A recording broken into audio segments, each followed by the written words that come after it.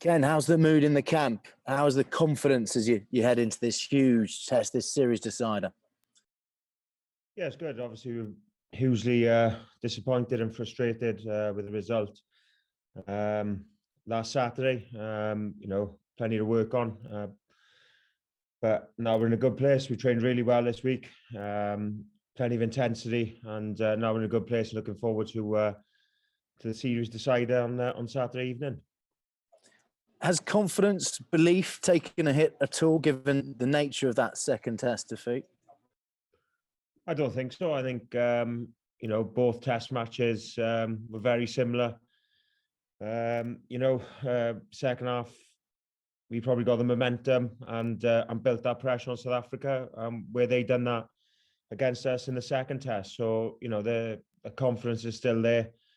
We know and trust our processes and what we're trying to achieve.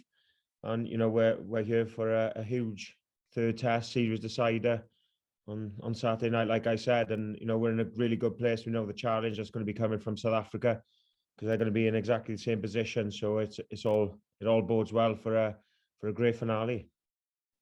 You and your Welsh teammate Wyn Jones have been brought into the front row. How easy is it though to fix the set piece issues from last week? How do you prevent the Springboks getting that physical dominance?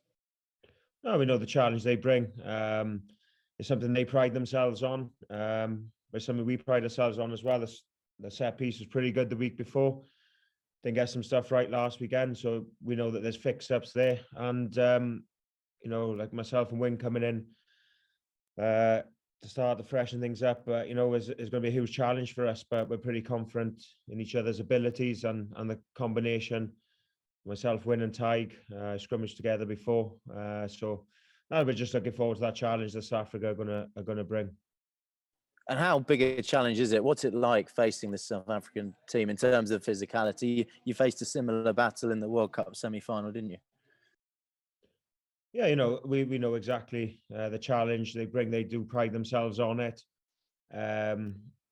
They try to impose themselves physically, like you said, but it is a massive challenge. But we knew that before coming down here, and it's something that we pride ourselves on. We took a bit of a hit with it last week, probably came second best, but I think on this tour we've been very physical ourselves, so it's going to be a phenomenal test match. Is this the biggest game of your career? In terms of the Lions, yes, it is. It's my first start in a test series for the Lions, which I'm hugely proud of. When it's a third test series decider against the world champions, so it's right up there as one of the biggest games, but definitely in a Lion shirt. And finally, from me, there's been a bit of talk about the draw. Warren Gatland is saying he'd like to see extra time if that were to happen. What's your take on that? I'm not sure. We haven't spoken about a draw this week at all, so I think that's something for you lot to discuss and mull over. For us, we're concentrating on the victory, and that's all we're here to do. 4 years ago, did it leave a bit of a strange feeling, a bit of a hollow feeling when it was the series was shared? It was strange right at the end of the game. Not everybody really knowing what was happening, but they were the rules, and and it was perhaps we would have liked a decider at some point, but we all knew it was a 3-test series, and the spoils were even at the end of it, and we had to be content with that. Thank you. Good luck. And just picking up on 4 years ago, obviously the Lions won the second test going into the third. Can you maybe compare this week and 4 years ago going into the final test in terms of similarities and differences? Yeah, I think a lot of us spoke about momentum and winning that second test going into the third. If I remember, I think we started the third test too great out in New Zealand and built our way into the game. So I think you'd probably say the way South Africa finished the game, the momentum is with them. But we can't look back at what happened last week. We've got to create our own momentum from the start, and the way we've trained has been really good this week. The non-23 have been exceptional in the way they've prepared the boys who are starting, the boys coming off the bench. It's been a phenomenal squad effort. So for us, it's about starting the game the way we want to start it, and try and control them early exchanges. As you touched on earlier, your Lions career has been one of making an impact off the bench in Test matches so far. Is there a difference to what you're asked to do when you're a starter?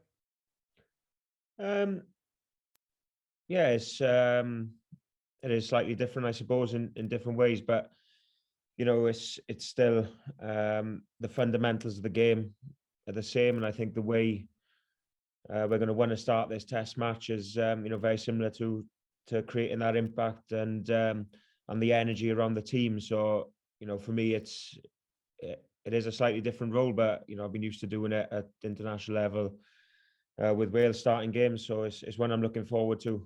It's about being accurate, bringing that energy early on, and making sure that our set piece is in a good place to give us the opportunity to do what we want to do. On that, they go really hard at the opposition ball at line-out time. How difficult does that make it for a hooker? Yeah, it is difficult. They got a lot of threats from in a defensive line-out point of view, where first test was pretty good. Got things wrong second test, but we've got a plan going in to hopefully negate that, and it's just about being accurate and and sticking to the plan that we've got. So it is tough, but that's where you got to trust each other and trust your processes.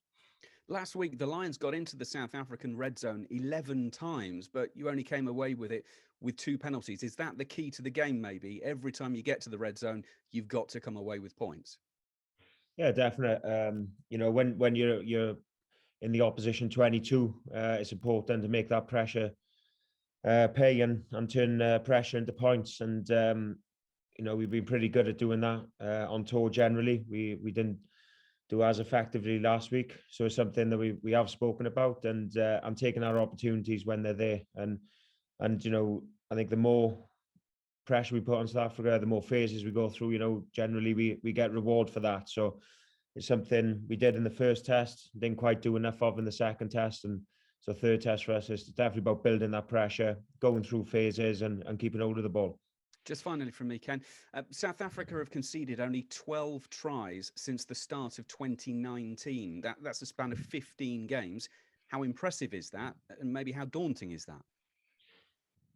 Yeah, I think, it speaks volume of what they're good at, how they pressure teams with their blitz defense. And, it's everything they do is work for them. And they've won a World Cup through doing it. And, they're not the best team in the world for nothing. You've got to be strong in every area, and like you said, the defense has been pretty good. It's something that we need to look at to try and unlock in this week. Scoring some more tries, but it is daunting, but it's a challenge as well that we're up for. Thank you, Ken. Kenny, there just a few in English, if that's okay. When you look back on that second test, Ken, was it just a bad second 40 in isolation? And if so, where and how do you rectify it? Yeah, I think it probably is. We were good first test and finished strongly and started the second half. The first half of the second test pretty well, and we probably just lost the momentum battle. A couple of errors which gave South Africa the opportunity. They build their game around strong set piece. The week before, we only gave them four attacking lineouts.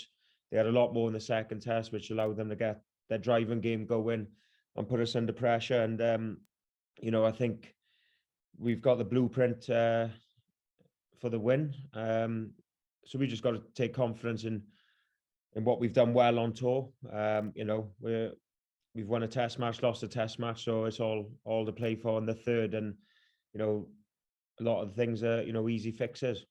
The Lions have been here before 8 years ago in Australia, having lost in Melbourne in the second test. There aren't many survivors, 2 of which, though, are head coach and captain in that third test in Sydney. How reassuring is that they've been in this position? Yeah, it's great. Alan Wynne and Warren Gatland, they've been there and done it and seen it all. And, having them around the place and their experience. And, it's huge, and I think it's rubbed off on everybody in the way that we've prepared, and everybody's been committed to to this final week, and the training has been absolutely outstanding, and that's been led by Warren and Alan Wynne, obviously. Just a final one, Ken, on someone you know very well, Wyn Jones. Hat-trick before the first test, was initially picked to come back after injury and get his chance now. And you won't be surprised to hear that there have been a fair few in the Llandovery area on the airwaves back home.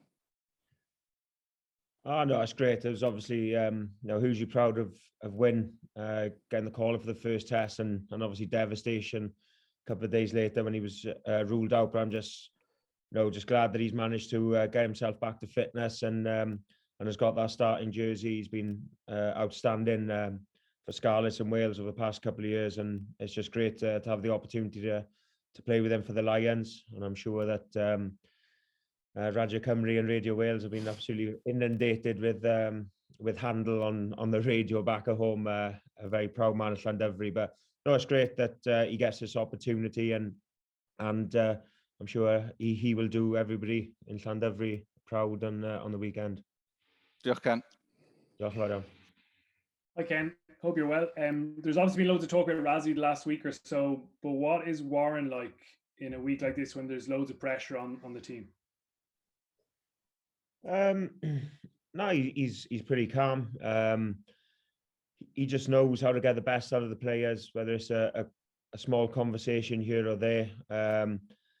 Steps in when he needs to, prompts boys when he needs to, and he's just very calm and knows how to get the best out of each individual. And he's been at his best with that this week. And you can just sense the confidence and the experience he brings by the way he just enters team meetings or he talks, and it's just that huge experience that he's got is just right round the place at the moment. Yeah, and just finally for me, you mentioned about scrummaging with Tig and that combination.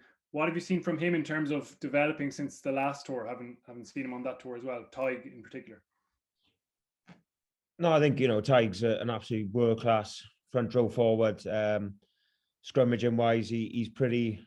He knows exactly what he wants from you as a hooker and what he needs, and the work he does off the field is just unbelievable. The detail he goes into to make sure that his scrummaging is spot on and what he expects from a hooker, loose head, flanker, and that rubs off on you and leaves you in no doubt. He's the anchor of the scrum, and he leaves you in no doubt what he expects for you. And I think he's gone up a level from 4 years definitely with his experience around the place. And I think what he's added to his game especially is not just the scrummaging, it's his knowledge of talk around the maul work and the contact area, and carrying. He's definitely an all-round player now, and not just a scrummaging threat that was seen. But he's definitely a lot more experience from 4 years ago, but he's added a lot to his game since then as well.